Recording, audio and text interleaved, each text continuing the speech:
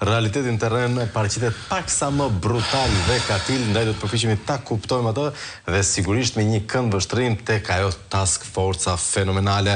Për brutalitetin e terrenit kemi kolegun tonë Elker Bushkole, mirëmëngjes Bushkole, mirë se erdhe. Gjithashtu edhe për ëmbëlsinë sterile lingvistike të drejtësisë kemi Besnik Muçin, nga eksperienca dhe sigurisht emri i tij tregon gjithçka. Mirëmëngjes zoti Muçi, mirë se erdhët. Mirëmëngjes, faleminderit. Bushkole, nuk më duket shumë dakord me gjetjet dhe studimin e Institutit të Studimeve Politike.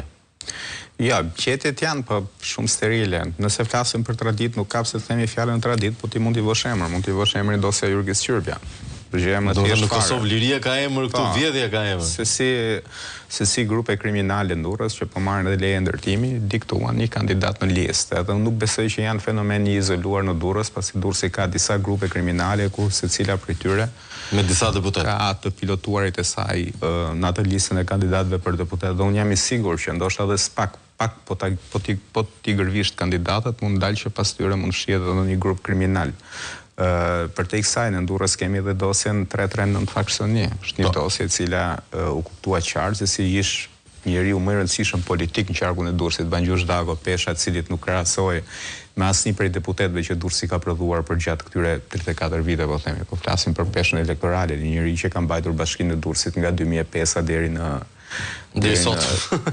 Deri sot, nëse do jemi de facto, po zyrtarisht po themi deri në 2019. Për te kësaj, Durrësi ka disa zona, për shembull zona Fushkrujës, është një zonë mjaft problematike që pak ceket. Ne gjithë e kemi parë se çfarë ndodh në Fushkruj, se cila është pesha e grupeve kriminale në Fushkruj, se si përfaqësuesit e fiseve apo ashtu kanë çuar edhe deputet, tani mund të shojnë fëmijët e tyre. Ka zona të tjera, zona Spitallu, zona Durrësit Ri, zona Mancës, zona e Sukllit, zona e plazhit, kam parasysh sektorin, zonën e arabeve, janë zona ku në të gjitha këto zona do të jetërsohet vota dhe do të jetërsohet. Unë kam bindje të plotë, domethënë, pasi grupet kriminale nuk veprojnë qytetin e Durrësit. Qyteti i Durrësit është një qytet që për hir të vërtetës prej 2001-shit fitohet nga Partia Socialiste, pra është bastion, mund konsiderohet bastioni, po se sekretari i fundit i Partisë Demokratike që ka drejtuar bashkinë është Elqira Goreja, domethënë ka fituar në 97-ën apo 98-ën dhe nuk e ka fituar më Partia Demokratike atë bashki, kur nuk e mori as në 2007-ën që kishte mundësi në ardh, pas në 2005-ën kishte fituar 8 deputet. Do thotë që është një qytet që Partia Socialiste e ka bastion. Dhe unë besoj që puna për jetërsimin e votës do fokusohet pikërisht në këto zonat e tjera periferike. Sa kemi qarkun Dibër, atje është konsumuar dosja 184, zgjedhjet e pjesëshme të 2016-ës, kur Muharrem Lala fitoi përballë Sherefetin Sheut, mos gabohen. Atje ka qenë manuali dhe atje nisi, po ato personazhet personazhet e atij manuali ne kudo i kemi. Dikoj kemi drejtues politik në Lezhë për shembull, tjetri është hartuesi i reformës, bashkëhartuesi i reformës zgjedhore dhe janë që gjithë shumë aktiv. Janë ato personazhet e policisë, janë ende aktiv dhe janë pjesë e strukturës së policisë shtetit. Elbasanin e shoh si zonë me risk lart. Pavarësisht se ajo dosja për Taulan Ballën nuk lejohet që të publikohet, pra aty pjesa fraksioni ku flitet për krim zgjedhor është e qartë, është një qytet i varfër, është një qytet që dekadën e fundit u ekspozua brutalisht përballë krimit. Ne duhet kemi parasysh masakra që nisën me çapjat për të ardhur te masakra e zgjedhjeve të 2021-shit ku ka zhvillime të reja dhe ditën e fundit në raport me personazhet të përfshirë në ngjarje. Spak na tregoi fuqinë financiare të jashtëzakonshme të grupeve kriminale që operon në Elbasan, konkretisht të Çopjave dhe konkretisht Suel Qelës. Një fuqi financiare që nuk ka forcë politike. Financuar edhe me lekë publike. E financuar dhe me para publike, por grupe kriminale që nuk besoj ka forcë politike në Ballkan që mund t'i sfidojë të paktën në qark. Është tjetër, nëse flasim jashtë Elbasanit, ndoshta nuk e kanë kapacitetin që të përballen me grupe tjera apo me struktura tjera, por tregon qartë që në një qytet varfër ndikimi i tyre politik është jashtëzakonshëm, është edhe i padiskutueshëm. Nëse do shkoja prapë në veri të vendit, Lezhën e shoh si një qark mjaft problematik, po absolutisht me risk, sidomos zonën e Kurbinit, zona Mirditës pak edhe pse Pirin Dreu i shpëtoi një hetimin me një lehtësi të papërballueshme. Është çështje e traditës, pra. Është zonë që ka pasur, jetërsim botas, pra. implementimin e personazheve të fortë në fushat, në mbështetje të një kandidati apo të një kandidati tjetër, pastaj ti e di shumë mirë që Lezhë në 2013 na prodhoi edhe vrasjen në qendër votimit, pastaj është që duhet, nëse i flasim edhe për traditën, po dhe traditës duhet i vëmë emër, jo ta lëmë thjesht traditë. Shkodra dhe Shkodra kuptohet është zonë me risë, ne i pam zgjedhjet 2023-shit, tani shumë prej atyre personazheve ndoshta janë prapa hekurave, por ne duhet kemi parasysh që ato kanë strukturat ekonomike të tyre që vijojnë, punojnë normalisht, kanë bashkëpunëtorët e tyre, dhe është një zonë të cilat në perceptimin tim nga autoritetet ligjzbatuese është lënë si tokë pa zot. Ne duhet kemi parasysh pavarësisht ristrukturimit policisë, është thuajse e pamundur që Shkodra të vihet në kontroll nëse nuk ka mbështetje nga Tirana. Pra pavarësisht dëshirës apo vullneti që mund të ketë Fatmiri që ka shkuar drejtori i ri i policisë në Shkodër, Fatmir Leshi, është e pamundur se e atill është fuqia grupeve kriminale që operojnë në territor, në gjitha drejtimet. Te kalojnë strukturën lokale. Absolutisht, te kalojnë strukturën lokale. Tani ti kur jep investime strategjike e firmos vetë si kryeministër, por ndërkohë kur vjen puna për të luftuar grupe kriminale strategjike, ja kërkon Fatmirit. Është një paradoks domethënë, është paradoks tipik shqiptar, pastaj ne fuqinë e grupeve ne na e zbërthej SKJ, jo se ne nuk e dinim.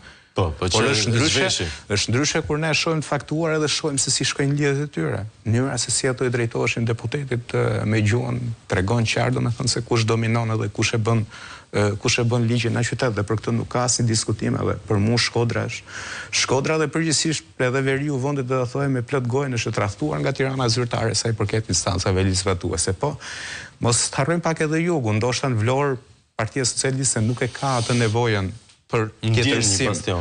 E ndjen një bastion vetën, ka fituar përgjithsisht shpejt, por kur flasim për Fierin për shembull, unë e shoh me skepticizëm. Tash ishte emisioni investigativ i Piranës dhe ju dje bët emision se si faktoi qartë që de facto kishin bënë me manualin 184 me listë zyrtarët e bashkisë, emër për emër, do hypnin në autobus edhe na detyruan. Po.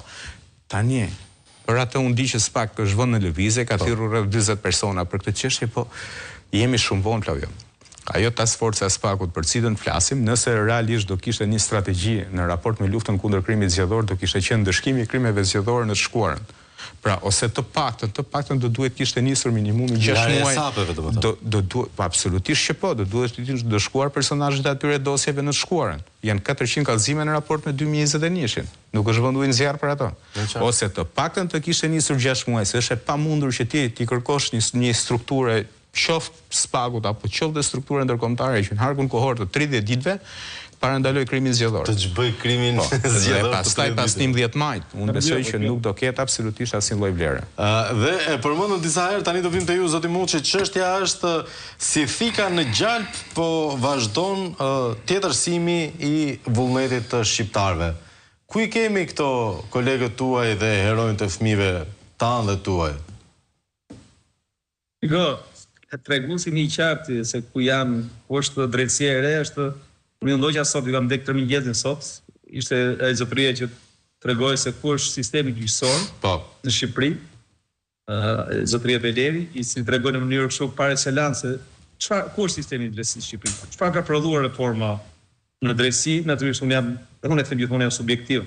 Në këtë mes, po unë kam thënë ditën e parë, kam 5 vjet që e them që ku është gjë në sistemi i drejtësisë në Shqipëri dhe është e pamundur, unë them është shumë e vështirë dhe në kufitet pamundur që ne të presim që ky sistem drejtësie të japë vjetarëve shqiptar drejtësi, atë që ata kërkojnë, do japë luftën kundër krimit organizuar dhe tashmë dhe luftën kundër krimit zgjedhor. Por më lejoni të unë e shoh pak në mënyrë specifike, është ne edhe ky parashikimi i kësaj website të kompanisë që ka bërë këto shoqata, nuk duhet të pamundur të parashikosh krimin. Nëse ne pretendojmë të parashikojmë një krim, pra sa raste do ndodhin qarkun e Shkodrës, Durrësit, Tiranës dhe tjerë është e pamundur. Sa pamundur të parashikojmë edhe sa krim zgjedhor do ndodhi. Megjithatë unë jam plotësisht jam të gjitha të vërteta, qoftë ato që tha gazetari në studio, qoftë ato që thotë dhe kompania që ka bërë këtë studimin, por sa është në gjendje shteti shqiptar të përgjigjet krimit zgjedhor? A ka struktura shteti shqiptar të përgjigjet krimit zgjedhor? Kush e ka përgjegjësinë, duhet të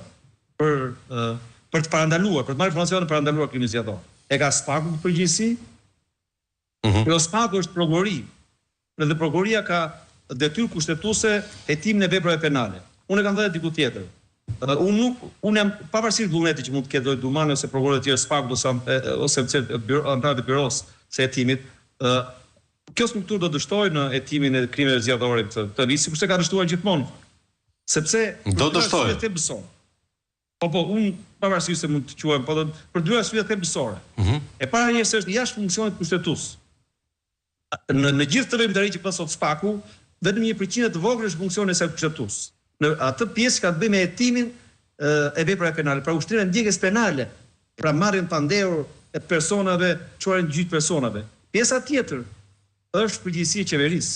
Pra, që të ngresh konsendo që të marrësh informacionin lidhur me krime zgjedhore, për detyrë e qeverisë, detyrë e policisë, që të përpunosh informacionin, që të bësh rederimin e veprës penale, detyrë e policisë, ose institucioneve të tjera. Dhe arsyeja e dytë është që nuk ka kapacitet e SPAK-u të bëjë këtë. Pra është e pamundur që 20 prokurorë dhe 30-40 oficerë përgjithësorë të ndjekin terren gjithë krimet zgjedhore. SPAK-u është strukturë e krijuar për shkak të ligjit me kompetencë jo territoriale, por kryesisht e krijuar për shkak të llojit vepra penale dhe subjekteve që ndjek. Nuk është strukturë që mbulon territorin. Krimet zgjedhore ndodhin çdo cep Shqipërisë. Unë thash pak më sipër, pavarësisht ku mund të jetë cila zona me rrezik që apo siç dakord janë me rrezik, po të jeni sigurt që krimet zgjedhore ndodhin në çdo fshat, çdo qytet të Shqipërisë. Se janë krime që nuk duken, nuk janë krime me flagrancë, me vëngjarje. Nuk janë aksidente, nuk janë vjedhje, nuk janë vrasje.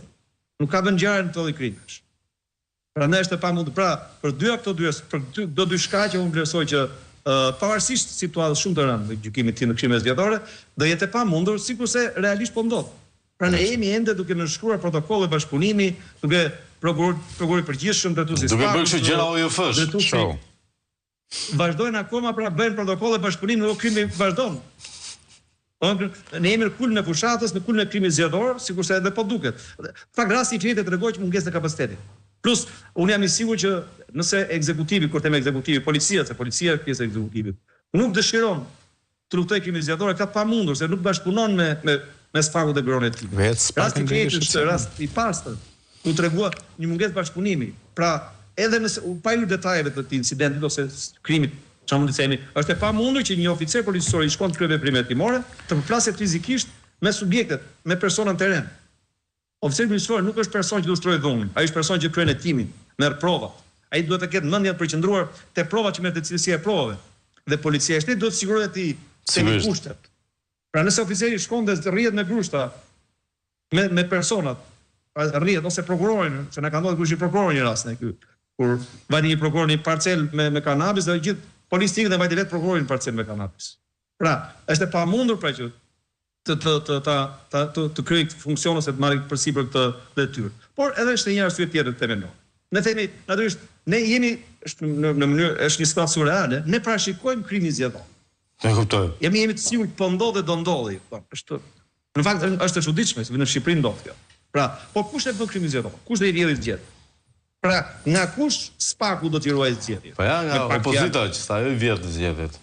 Tani, në Shqipëri zgjedhjet sipas domethënë të gjitha të dhënave mediatike, po edhe zyrtare, zgjedhjet i vjedh, domethënë aktive në zgjedhje është qeveria.